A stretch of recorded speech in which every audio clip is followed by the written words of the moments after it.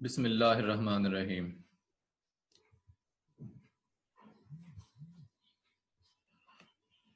Students, today we are to start our 11th chapter, General Science 8th class, PTB syllabus. This chapter is about electricity.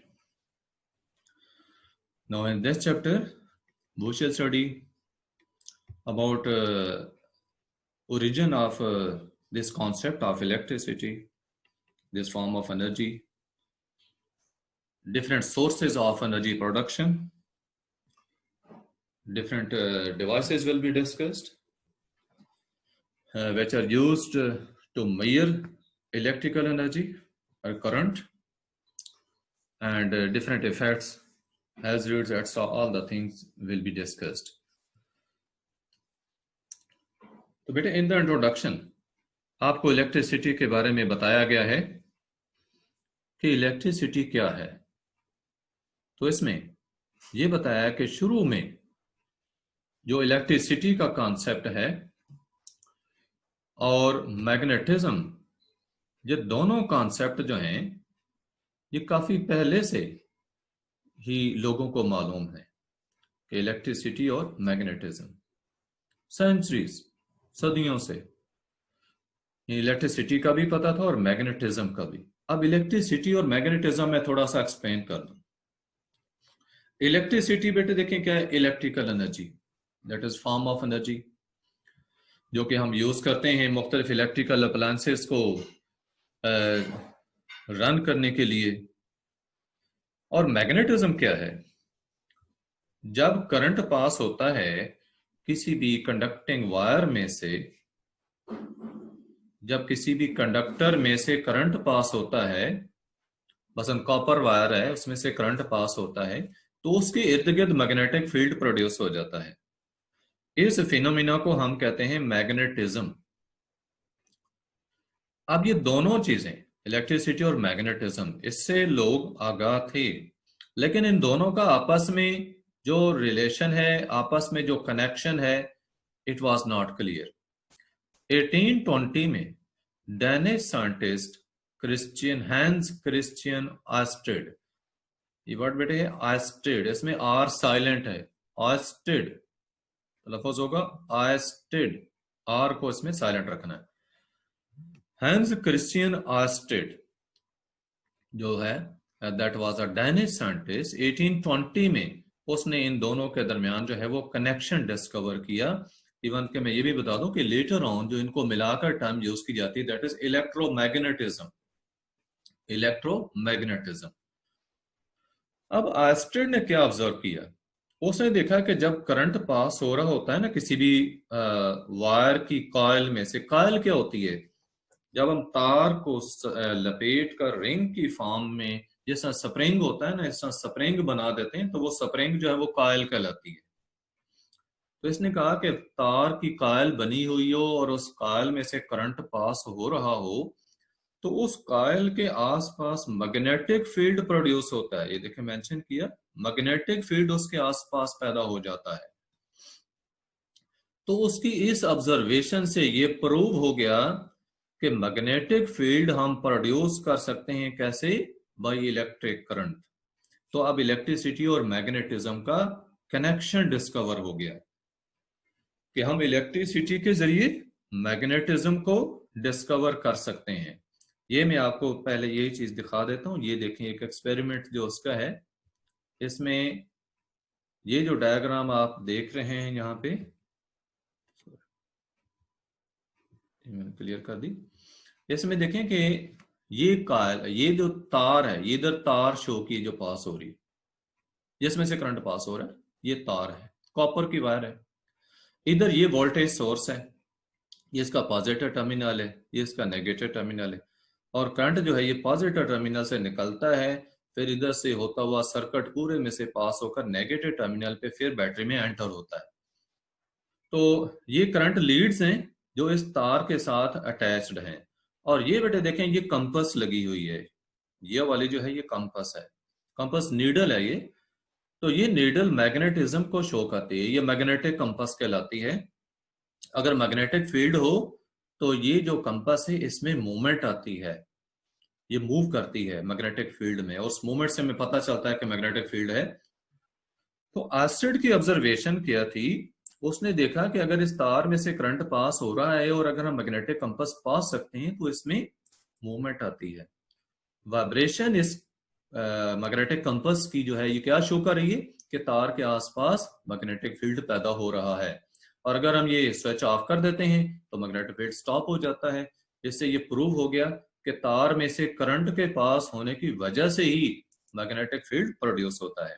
ये तो पहली observation होगी कि किसी भी तार में से या तार की कॉइल बनी हुई हो तो उसमें से करंट पास हो रहा हो तो उसके आसपास, उसकी सराउंडिंग में, उसके अराउंड मैग्नेटिक फील्ड प्रोड्यूस हो जाता है जो मैग्नेटिक कंपास से सेंस किया जा सकता है। 1831 में ये नेक्स्ट डिस्कवरी देखें, ये भी रिलेशनशिप है इलेक्ट्रिसिटी और मैग्नेटिज्म का।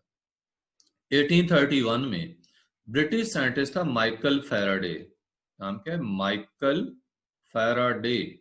Michael Faraday. अब आप हायर क्लासेस में जा रही है, टर्म्स जो है इसको याद रखें ताकि आप साइंटिस्ट के नेम जो है वो सही प्रोनाउंसिएट कर सकें।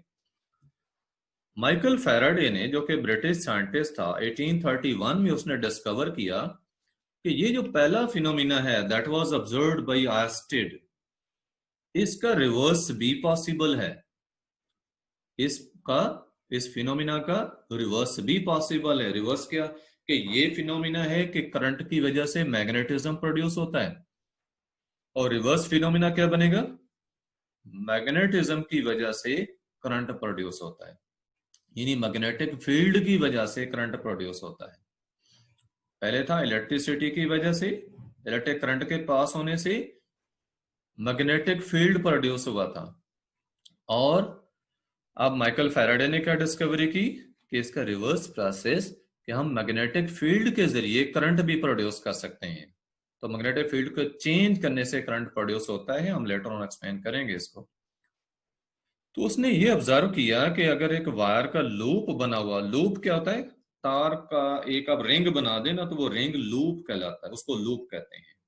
तार को कर्व करके रिंग बना दें तो लूप कहलाता है। उस लूप को अगर हम मूव करते हैं क्विकली, तेजी से, कहां पे, between the two opposite poles of the magnet, magnet के अपोजिट, अपोजिट पोल क्या होते हैं, एक नॉर्थ पोल और एक साउथ पोल। तो आप दो अपोजिट पोल फिर कैसे जनरेट कर सकते हैं, या तो यू शेप्ड मैग्नेट यूज कर लेंगे या फिर हम दो मैग्नेट यूज कर लेंगे। जैसा ये देखें, ये आपको आगे ये शो किया गया, ये एक मैग्नेट, ये इधर नॉर्थ पोल है, इधर साउथ पोल है, ये अपोजिट पोल्स हैं। अब इसके दरमियान हम इस कॉइल को घुमाएंगे तो इसके घुमाने से करंट प्रोड्यूस होगा।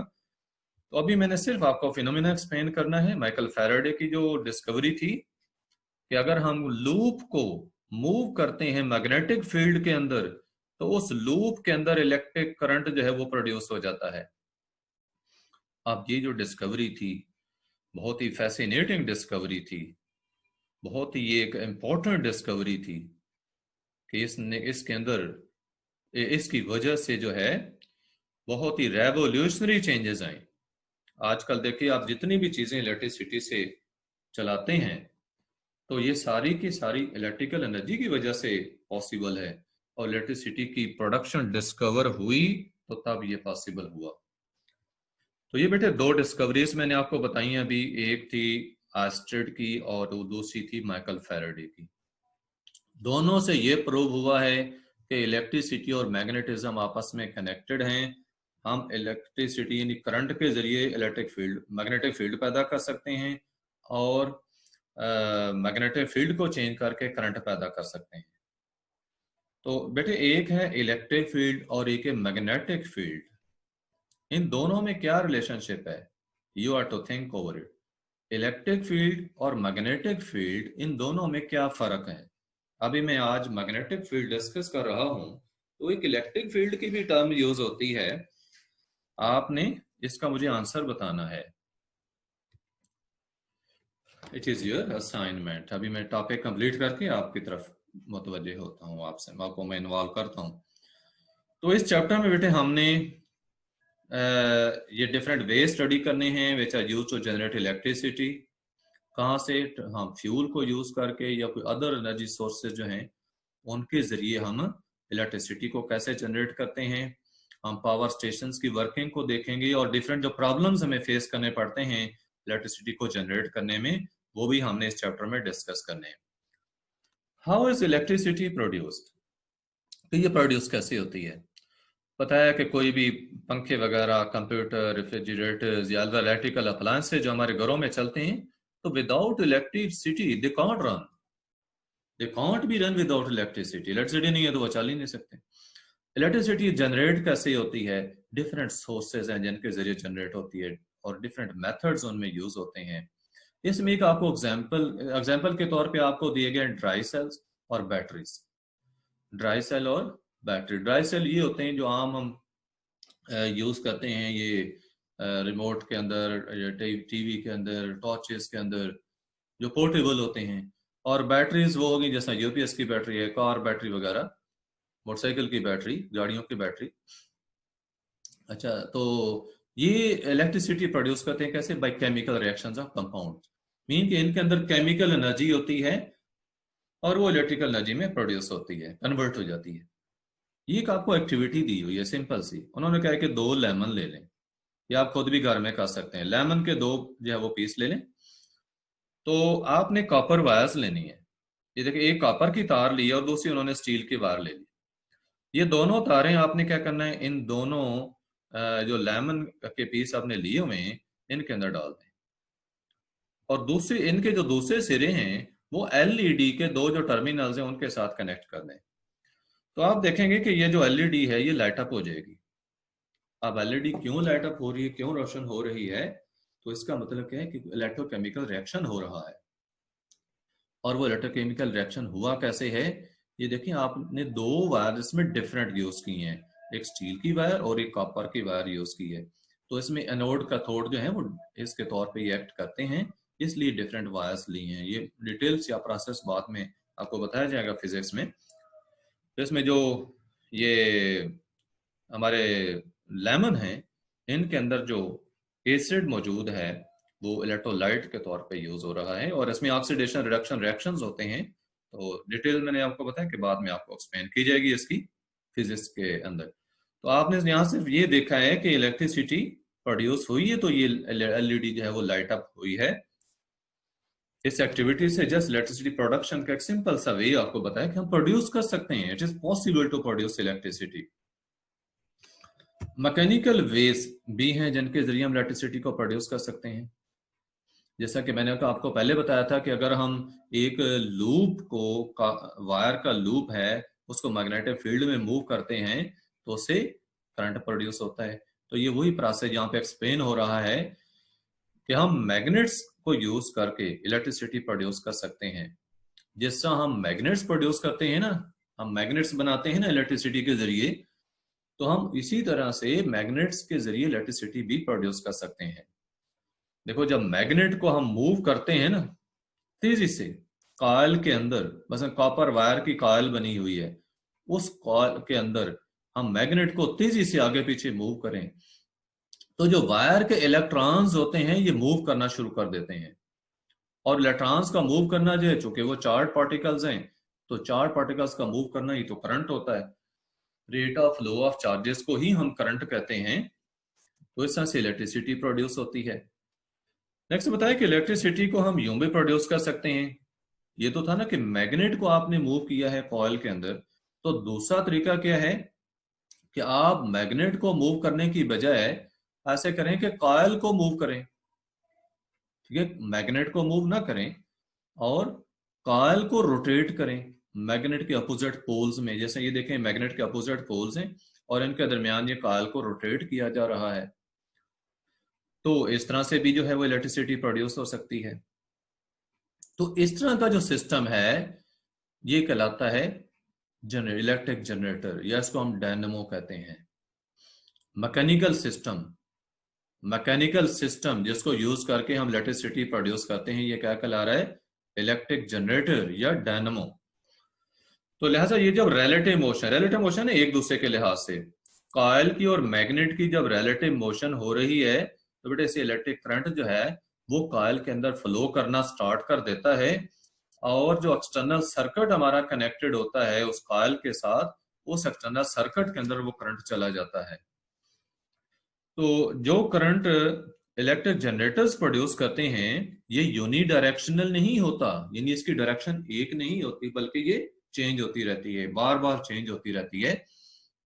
और ऐसा करंट जो अपनी डायरेक्शन को बार बार चेंज करता है, after equal intervals of time change करता है, उसे हम एसी करंट या अल्टरनेटिंग करंट कहते हैं। और जिसकी डायरेक्शन चेंज नहीं होती वो डीसी या डायरेक्ट करंट होता है। ये जो सेल्स से करंट मिलता है ना, सेल्स से, ड्राई सेल्स वगैरह जो होते हैं, तो ये डायरेक्ट करंट होता है। जो वापडा का सोर्स है ऐसे हमें एसी करंट यानी अल्टरनेट करंट मिलता है। हम जनरेटर्स के जरिए जो है वो दोनों किस्म के करंट प्रोड्यूस कर सकते हैं। तो अब इलेक्ट्रिसिटी प्रोड्यूशन, अगर आपने हाई वोल्टेज की, ज्यादा हायर वोल्टेज की इलेक्ट्रिसिटी प्रोड्यूस करनी है तो आप जनरेटर में क्या चेंजेस कर सकते हैं बेटे?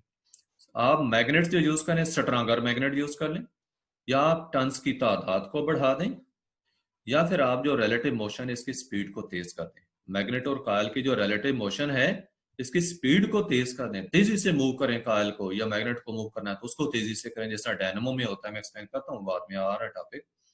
तो ये तीन फैक्टर हैं जिनके जरिए हम इलेक्ट्रिसिटी को जो प्रोड्यूस हो रही है इसकी वोल्टेज को बढ़ा सकते हैं। ये प्रोसेस मैं इसको रिपीट कर रहा हूं डायग्राम से, उसके बाद you will raise your hands, I shall give you chance to ask questions regarding these topics that I have discussed so फार।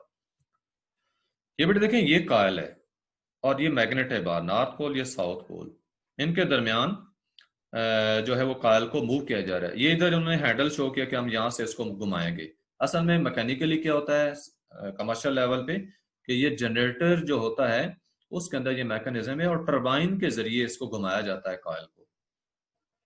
और ये आगे देखें, ये करंट लीड्स आगे जा रही हैं और ये स्लिप रिंग्स यहाँ पे लगे होते हैं, एक ये लगा होता है, एक ये लगा होता है, उसके दोनों के साथ ये कार्बन के ब्रशेस होते हैं, एक ये ब्रश लगा हुआ है, एक ये वाला ब्रश है। ये स्लिप रिंग्स हैं, साथ ही कार्बन ब्रशेस हैं। जैसे ये कॉइल घूमती है तो ये स्लिप रिंग साथ ही घूमते रहते हैं और ये ब्रशेस के साथ मुसलसल कांटेक्ट में रहते हैं। तो रिजल्ट क्या होता है कि करंट जो है वो बाहर का हमारा सर्किट है उसमें करंट फ्लो करता रहता है। और बेटे देखें, ये एसी करंट है, अल्टरनेट, यानी इसकी डायरेक्शन चेंज होती रहती है। यहाँ पे देखें, इस वक्त इस कॉइल का जो ये वाला सिरा है वो इस ब्रश के साथ कनेक्टेड है, जबकि वो वाली कॉइल जो है वो अगले ब्रश उसके साथ कनेक्टेड है, अगले स्लिप रिंग के साथ और फिर इस ब्रश के साथ।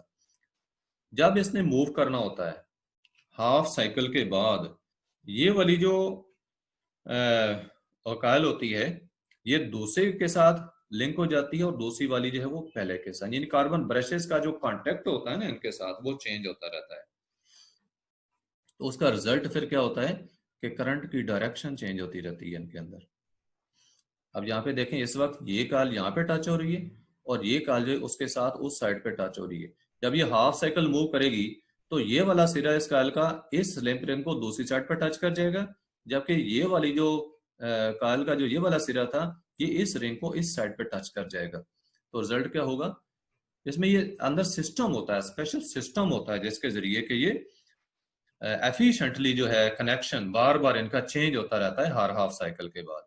और जो एक्सटर्नल सर्किट हमारा है उसमें से करंट फ्लो करता रहता है, बल्ब वगैरह जो भी आपका अप्लायंस है वो चलता रहेगा। बेटे now you can ask questions. यहाँ पे उन्होंने बताया कि जो लेमन से करंट प्रोड्यूस हुआ है बहुत ही कम होता है, milliampere, only 1 milliampere का होता है। और ये करंट जो है इतना वीक होता है कि ये किसी बल्ब को नहीं जला सकता। अलबत्ता ये करंट जो है कैलकुलेटर वगैरह या जैसा एलईडी है तो उसको चला सकता है। बट इससे रिगार्डिंग आपने को क्वेश्चन अभी पूछना है तो आप पूछ सकते हैं, उसके बाद मैं मूव करूंगा नेक्स्ट। जी बेटे।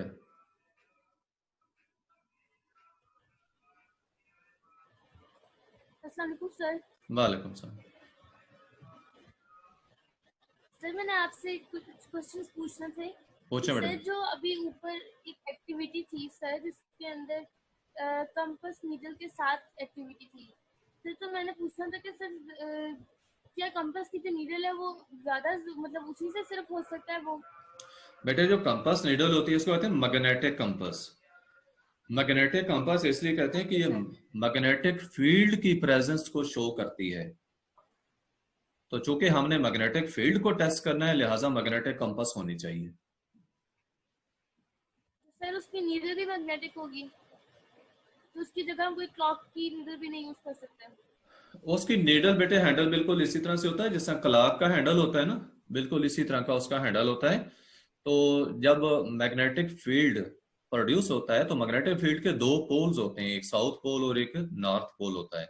तो वो जो नीडल होती है ना, वो नॉर्थ साउथ डायरेक्शन में ओरिएंट जी होती सर। है, इसलिए वो वाइब्रेट करती है, वो वाइब्रेट करके फौरन नॉर्थ साउथ डायरेक्शन में आ जाती है। तो हमें पता चलता है कि मैग्नेटिक फील्ड मौजूद है। जी बेटा। Okay sir. सर और सर जब लेमन के जूस के अंदर इलेक्ट्रोलाइट होते हैं। बिल्कुल अगर जूस ले लेंगे फिर भी हो जाएगा, क्योंकि असल काम तो आपने इलेक्ट्रोलाइट प्रोड्यूस करना है। सर अगर हम लोग ग्लास में जूस डाल लें, हाँ जी। सर अगर हम ग्लास में उसको जूस डाल के उससे अगर हम लोग करना चाहेंगे। हाँ जी, कर सकते हैं। दो गिलासेस में रखेंगे, अलग अलग आप रखेंगे, और सर अगर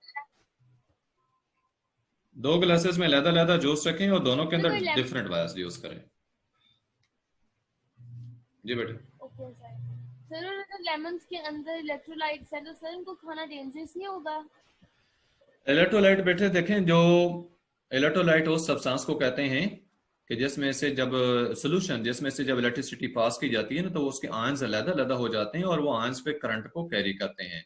ये बेटे पानी के अंदर जब नमक डाल देते हैं ना, नमक हल हो जाता है, तो ये भी इलेक्ट्रोलाइट कहलाता है। इलेक्ट्रोलाइट का मतलब ये नहीं कि उसमें करंट है, वो करंट को पास कर सकता है। ठीक है, उसमें से करंट पास हो सकता है। ये तारें देखें, तारों के अंदर करंट पास हो सकता है, लेकिन करंट जब वोल्टेज सोर्स से उस तार को अटैच करेंगे तो पास होगा ना, वैसे तो नहीं होगा। जी सर। कोई और क्वेश्चन? सर एंड जो जनरेटर्स हैं सर उसकी, सर ये जो जनरेटर की तस्वीर है सर ये मुझे समझ नहीं आई थी थोड़ी सी। और सर कुछ जनरेटर्स होते हैं जिसके अंदर हमने पुल करनी होती है, उसकी जो एक तार से होती है। हाँ जी बेटे, देखिए इस वक्त जो जनरेटर आपके सामने, सर तो वो सिंपल सा, सिंपल डिफरेंट सी होता है। शेप। बेटे मैकेनिज्म सेम होता है, बस शेप को डिफरेंट किया जा सकता है। मैकेनिज्म सेम है, मैग्नेट होगा और कॉइल होगी, ये सेम होता है। तो ये देखें साइड्स पे मैग्नेट शो किए गए हैं आपको। ये सर नॉर्थ अगर पोल है। इसकी, जी भी आप सुने, ये नॉर्थ पोल है, ये साउथ पोल है। इसके दरमियान चूंकि मैग्नेटिक फील्ड प्रोड्यूस होता है, उसकी डायरेक्शन होती है नॉर्थ टू साउथ, नॉर्थ से साउथ की तरफ डायरेक्टेड होता है। इसके अंदर ये कॉइल है जिसको हम घुमा रहे हैं। मैकेनिकली हम किसी भी एक्सटर्नल सोर्स से इसको घुमाएंगे, जैसा कि स्टीम के साथ हम, या वाटर के साथ जो है डैम्स पे जो इलेक्ट्रिसिटी प्रोड्यूस होती है ना, ये जो हाइड्रो पावर प्लांट्स हैं, तो वहां पे टरबाइन को चलाया जाता है, चाहे पानी से चलाएं या इवन के ये न्यूक्लियर पावर प्लांट्स में देखें तो स्टीम प्रोड्यूस करके उससे टरबाइन चलाई जाती है। तो टरबाइन जो होती है उसका काम होता है इस शाफ्ट को घुमाना। ये शाफ्ट जो है ये आगे कनेक्टेड होती है, इसके ऊपर ये कायल लगी होती है, अटैच होती है, तो फिर कायल घूमती है। जब कायल घूमती है मैग्नेटिक फील्ड में, तो कायल के साथ जो मैग्नेटिक फील्ड लिंक होता है ना, वो मुसलसल चेंज होता है, और मैग्नेटिक फील्ड के चेंज होने से ही करंट प्रोड्यूस होता है। ये आवाज आ रही है मेरी? Thank you sir. नेक्स्ट किसी और बच्चे का क्वेश्चन है तो पूछ सकते हैं।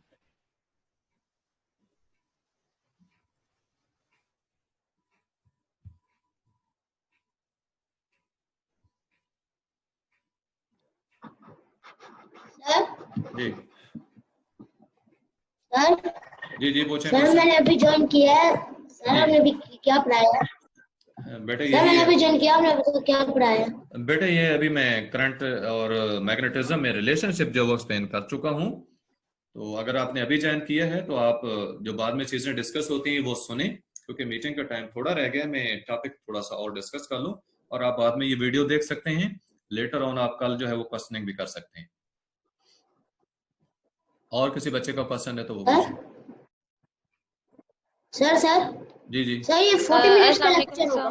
सर। बेटा एक मिनट। जी पूछें एहसान। सर ये 40 मिनट्स का लेक्चर होगा? जी 40 मिनट्स का होगा।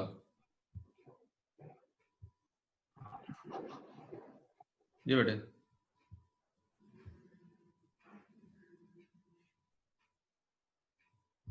बेटे पूछे क्वेश्चन। सर जी मैंने आपसे पूछना था कि जो डैम्स में लगे होते हैं, जब वहां से इलेक्ट्रिसिटी प्रोड्यूस होती है तो वो वहां पर भी इस तरह की लगती है ना, जनरेटर्स? बिल्कुल ऐसे ही होता है बेटे, वहां पे टरबाइन होती है, उस टरबाइन के जरिए जो है, टरबाइन के जरिए जनरेटर को चलाया जाता है और जनरेटर से बाद में करंट प्रोड्यूस होता है।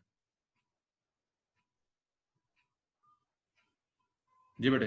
और सर मैंने आपसे पूछना था कि वो फिक्स कैसे की जाती है, मतलब पहले जिस तरह जब जब इतनी मिकदार में पानी एकदम से तेजी से आता है तो मशीन अंदर फिक्स होती है, क्या बेटे ये सिस्टम अलग क्या अलग होता है? सिस्टम होते हैं, आप ये सिस्टम एक्सप्लेन करेंगे? सिस्टम अलग अलग होते हैं। ये आप देख लें, थोड़ा सा सिस्टम यहाँ पे आपको बताया गया है।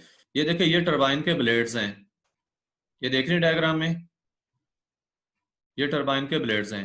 इनके बाद जब पानी गुजरेगा, पानी प्रेशर से पड़ेगा, तो ये टरबाइन जो है वो ये घूम जाती है, ब्लेड्स घूमेंगे। तो ये जो इसके साथ शाफ्ट लगी हुई है, ये शाफ्ट घूमेगी और शाफ्ट ऊपर से कनेक्टेड, आप देखें वो सिस्टम अलहदा है, ये वाला अलहदा है। जब ये घूमेगी, इसके साथ ये अंदर आप देखें तो ये मैग्नेट लगा होता है, ये मैग्नेट घूमता है। और जब मैग्नेट घूमेगा तो उसके बाहर, ये बाहर देखें, ये यहाँ तो सेक्शन काट के आपको दिखाया गया है, ये चारों तरफ कॉयल होती है। तो कॉयल के अंदर जब मैग्नेट घूमेगा तो मैग्नेटिक फील्ड अगेन चेंज होगा और करंट प्रोड्यूस होता है। तो करंट प्रोडक्शन का सिस्टम अलहदा है, और इसका शाफ्ट को या इस मैग्नेट को घुमाने का जो सिस्टम टरबाइन के साथ है, टरबाइन अलहदा है। ये बेटा क्वेश्चन क्लियर है आपका? ओके बेटा मूव नेक्स्ट।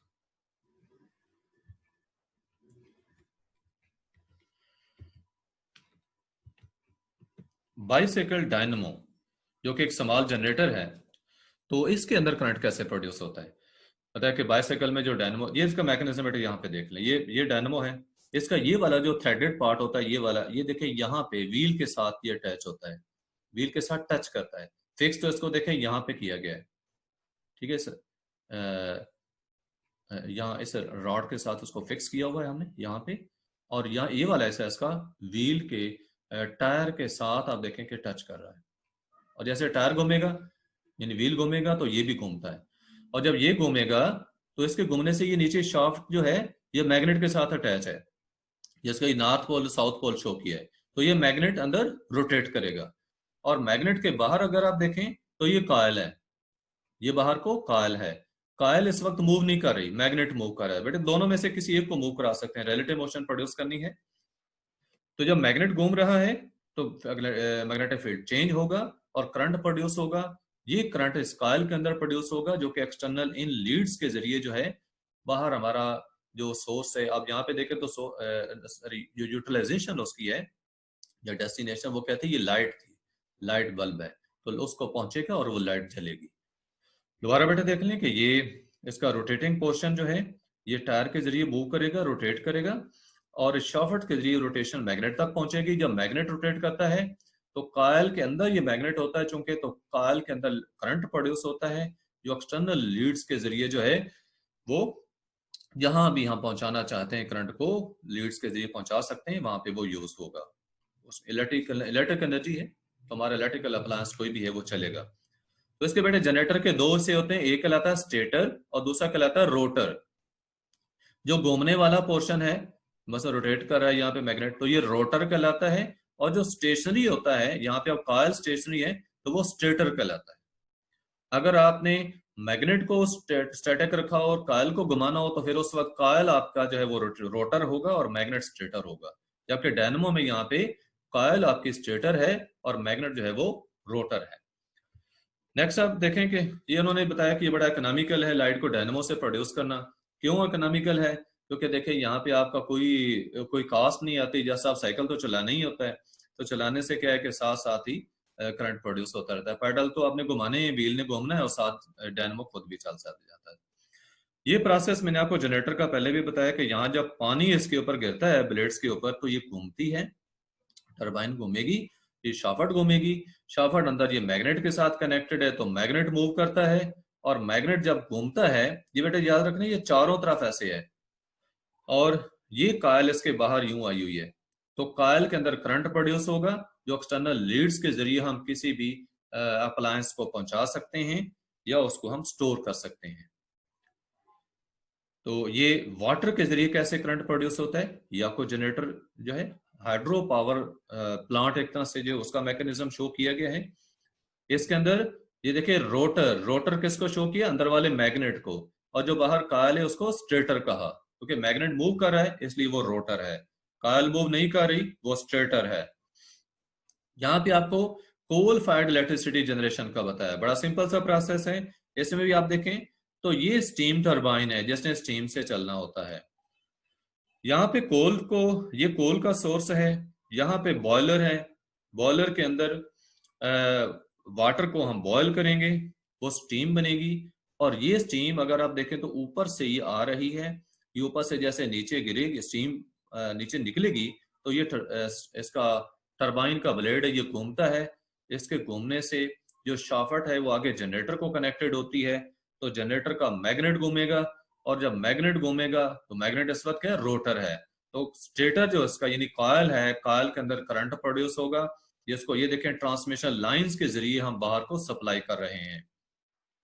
और ये जो स्टीम होती है, अब देखें तो ये इधर कंडेंसर लगा हुआ है, कंडेंस करके ये कूलिंग टावर है जिसके जरिए क्या उसकी हीट को हम लूज करते हैं, और स्टीम ये वापस फिर इधर फीड कर दी जाती है। उनकी ये स्टीम देखें यहाँ इस हिस्से में आई है, यहाँ से ये स्टीम वापस जा रही, कंडेंस होने के बाद दोबारा इस बॉयलर में जा रही है, तो ये प्रोसेस कंटिन्यू रहता है। दोबारा देख लें कि कोल से हमने ये वाटर को स्टीम में कन्वर्ट किया है, स्टीम आगे ये टरबाइन को घुमा रही है, टरबाइन की शाफ्ट से जनरेटर चलेगा, तो जनरेटर से इलेक्ट्रिसिटी प्रोड्यूस होगी जो ट्रांसमिशन लाइंस के जरिए हम दूर दराज सप्लाई कर सकते हैं।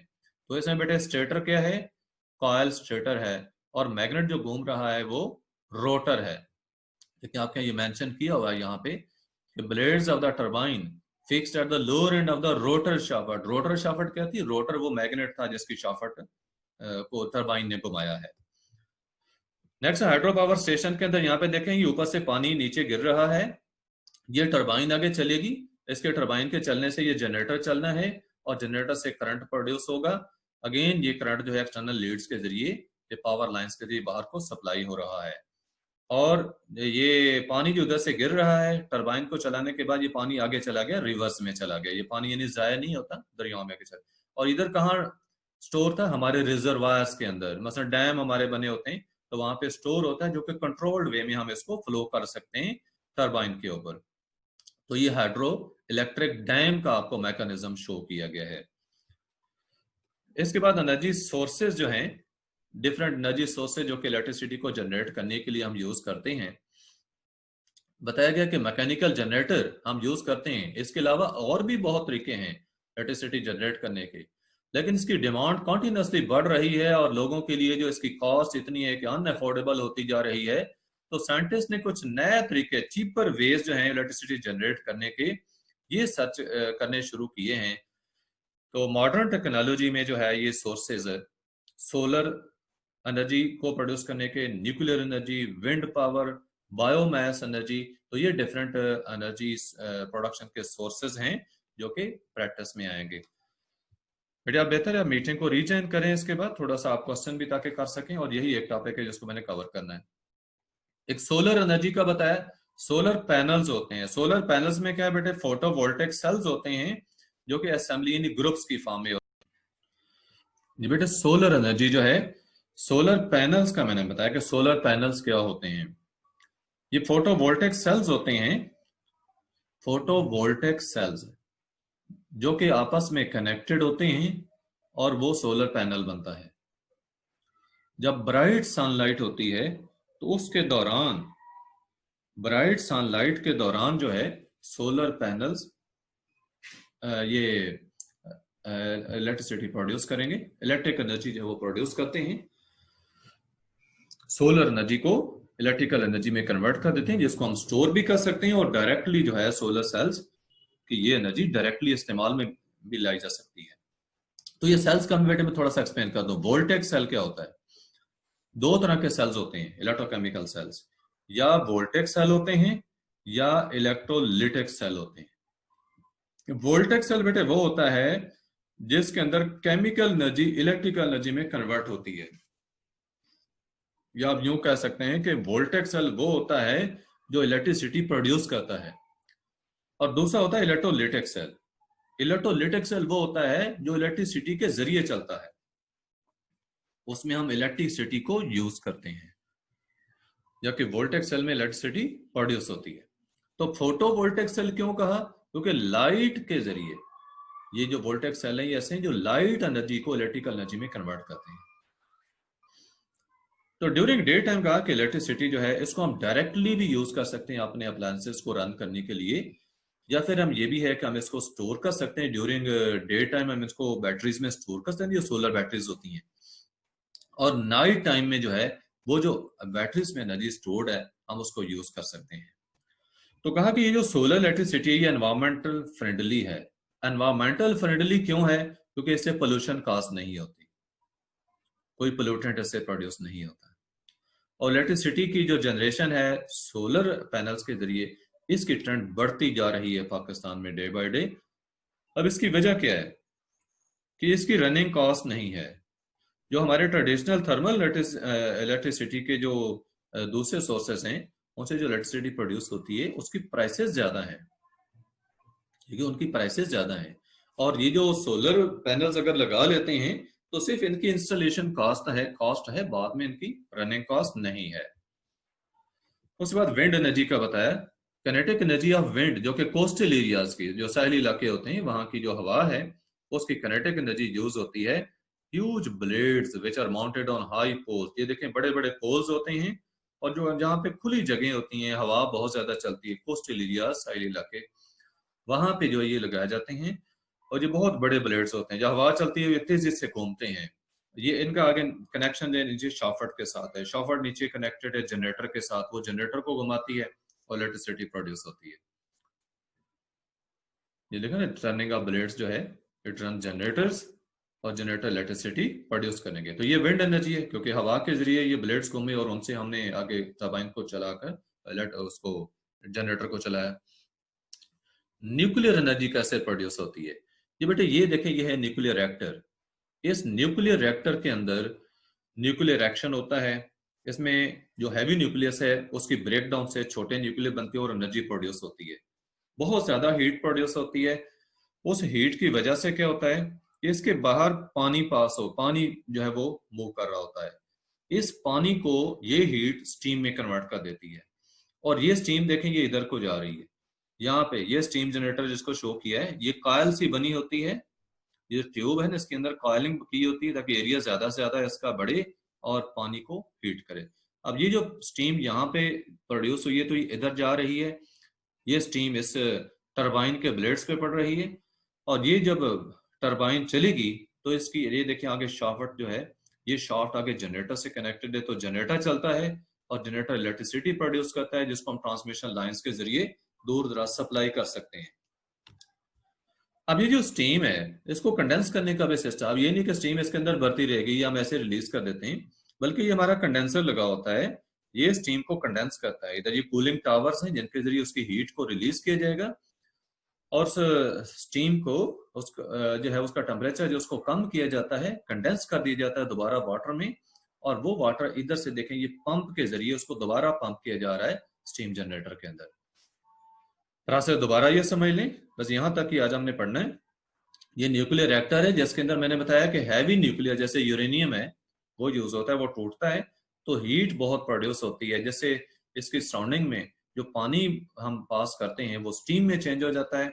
ये स्टीम आगे इस टरबाइन को चलाएगी, टरबाइन से जनरेटर चलता है और इलेक्ट्रिसिटी प्रोड्यूस होती है जिसको हम सप्लाई कर सकते हैं। इसमें एक चीज मैं एडिशनल ये बता दूं, ये जो ऊपर से आप देख रहे हैं ये कोई डिजाइन नहीं है, ये सलाखें होती हैं, ये बोरोन कैडमियम के रॉड्स होते हैं। ये जो बोरोन कैडमियम रॉड्स हैं इनका काम क्या होता है, इसके अंदर जो न्यूक्लियर रिएक्शन होता है ये न्यूट्रॉन्स के प्रोड्यूस होने की वजह से होता है। हर प्रोड्यूस होने वाला न्यूक्लियर जो न्यूट्रॉन है वो एक एक और एटम को ब्रेक करता है, इससे और न्यूट्रॉन्स भी बनते हैं और हीट बहुत प्रोड्यूस होती है। इतनी हीट प्रोड्यूस होती है कि ये जो न्यूक्लियर रिएक्टर इसके मेल्ट होने का खतरा होता है। तो फिर हम ये कहते हैं कि जब हीट बहुत ज्यादा प्रोड्यूस होने लगती है तो हम इन रॉड्स को नीचे पुश कर देते हैं, ये बोरोन कैडमियम रॉड्स नीचे पुश करते हैं तो प्रोड्यूस होने वाले न्यूट्रॉन्स को ये अब्सॉर्ब करते हैं, जब न्यूट्रॉन्स कम हो जाते हैं तो रिएक्शन स्लो हो जाता है। बाद में जब तेज करना हो तो जैसा हम इन रॉड्स को ऊपर खींच लेते हैं तो रिएक्शन फिर स्पीड अप हो जाता है।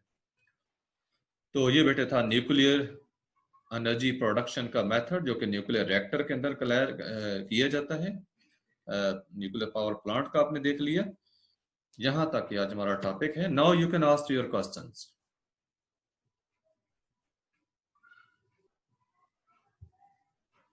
ये बेटे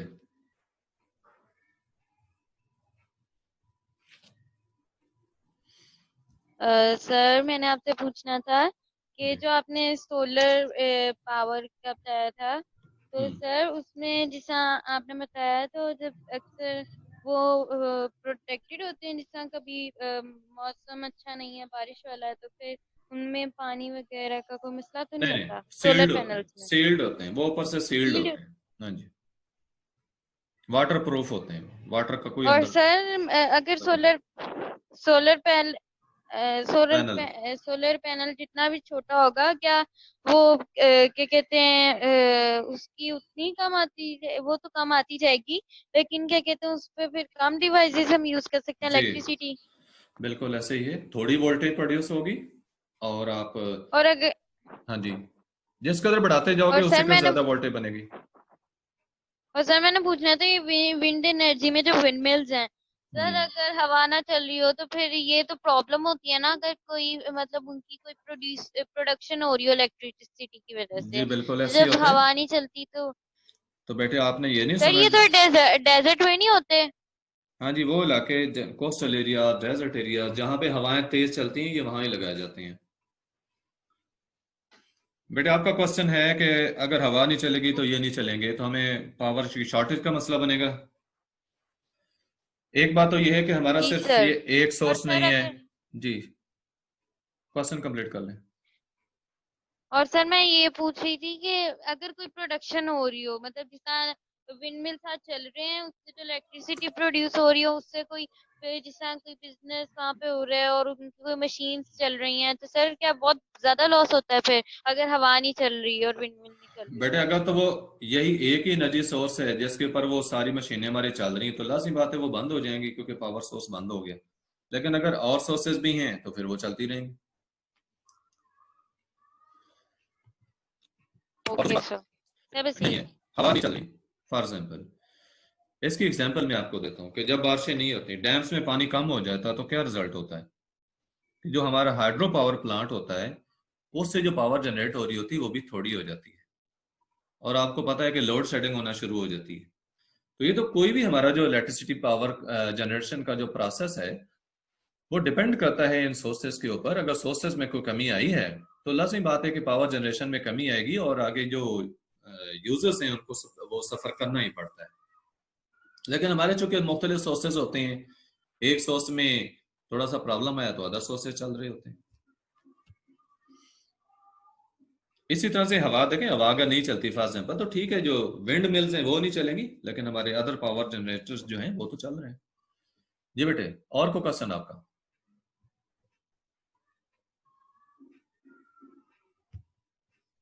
जी उजैर,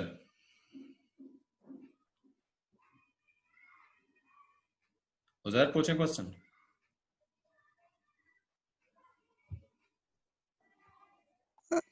सर जी सर मैं कह रहा था कि ना चैप्टर 1 का जो लॉन्ग पहला लॉन्ग है और शॉर्ट वो आप याद करने के लिए दे दें।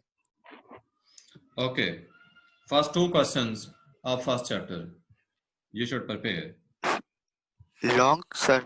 लॉन्ग क्वेश्चन ठीक है, पहले लॉन्ग क्वेश्चन तैयार कर लें, ओके कल मैं सुनूंगा आपसे। ओके वैसे तो ये आपका एक चैप्टर इसके बाद रह गया है, इसके कंप्लीट होने के बाद यही प्रोसेस हमने करना है। तो हाँ जी आप जो ये 7 एडिशनल याद करना चाहते हैं, दो दो क्वेश्चन, पहले चैप्टर के आप 2 क्वेश्चन रेडी कर लें, कल मैं सुनूंगा आपसे। ओके आपका कोई क्वेश्चन आर्ट के टॉपिक से रिलेटेड है तो पूछें। No sir. Any other student?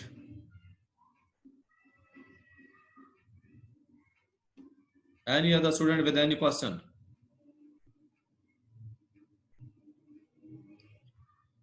I think there is no question. Okay, we end this meeting now. and tomorrow we shall start next part of this chapter. Allah Hafiz.